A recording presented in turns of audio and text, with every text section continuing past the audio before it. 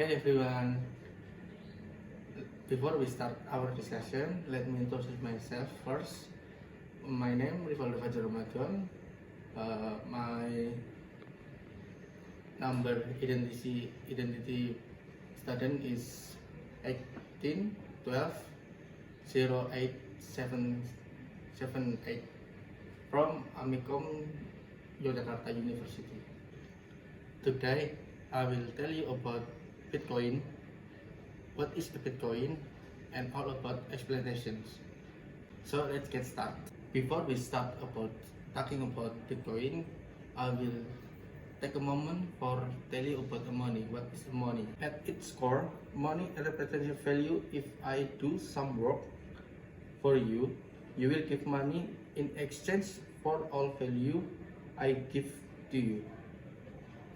I can then use that money to get something of value from someone else in the future. Throughout history, value has taken many forms and people use a lot of different material to represent the money: salt, wealth, self, and of course gold. We have all been used as medium of exchange. However, in order of something to represent the value, people have to trust that I needed value and will stay valuable long enough for them to redeem that value in the future. The second thing, we talk about the fiat money.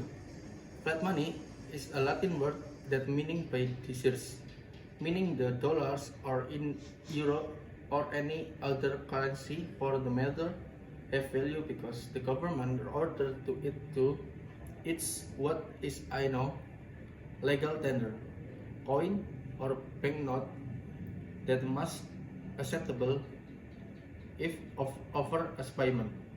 So the value of the day, money actually come from a legal status given to it by central authority, in case the government, and so the trust model has changed from trusting from something to trust someone, in this case the government. Fiat money has two drawbacks. It is centralized. You have to central authority that control and issues it, in this case the government or central bank. The second one, it is not limited by quality. The government or the central bank can print as much they want, whatever they need, and inflate the money supply on the market. The problem with printing money is that because you're flooding the market with more money, it's worthless. When you see the price rising throughout the years, it's not necessary that price are rising as much that the purchasing power of your money is dropping.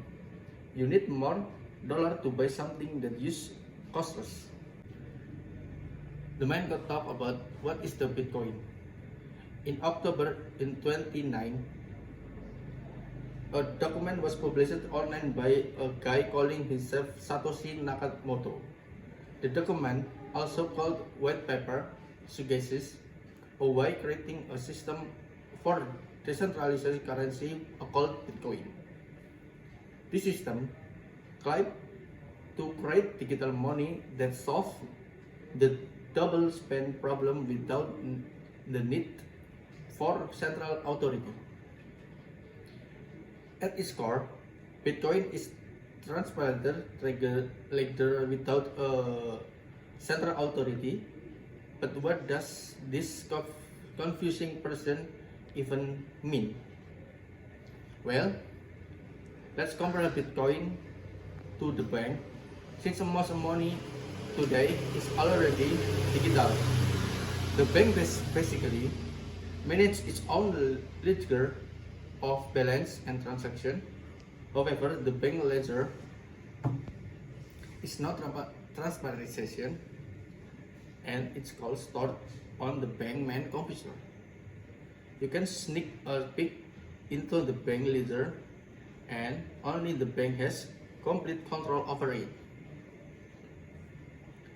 Bitcoin, on this other hand, is transparent ledger.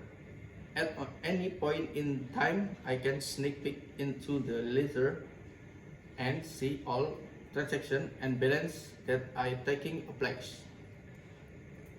The only thing you can figure out is who owns this balance and who behind each transaction.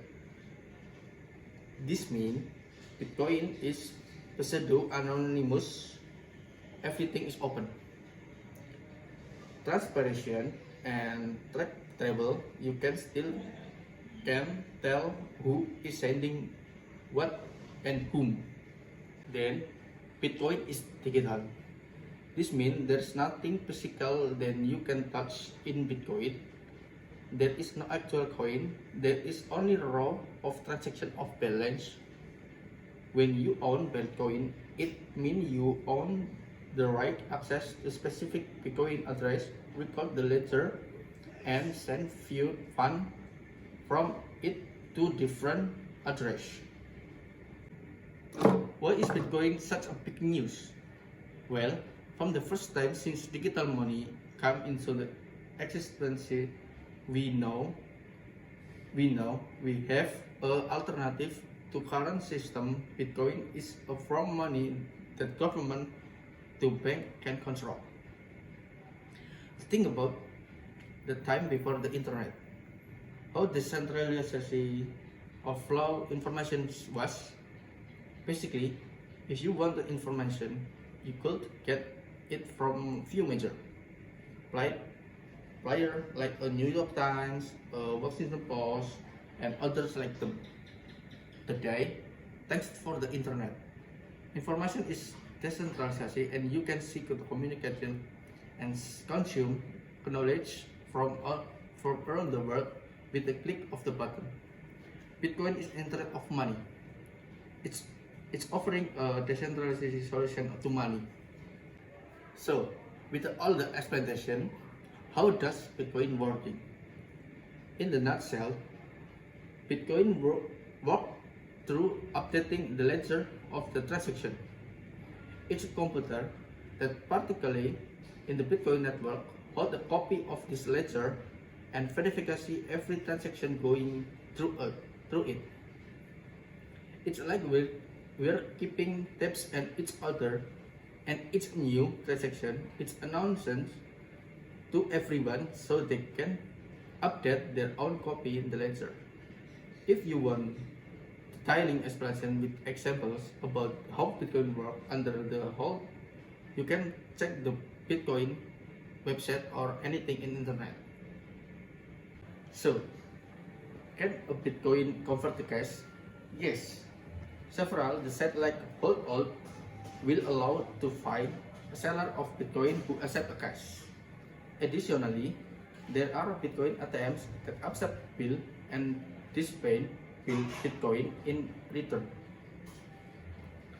If you were looking to convert Bitcoin to fiat currency, but not necessarily cash, you can find a variety of trustworthy Bitcoin access online. So, how do I can process the Bitcoin? First, get a Bitcoin wallet, and second one, find a Bitcoin exchange. The third, seek up and verify your identity. Fourth, deposit money to exchange.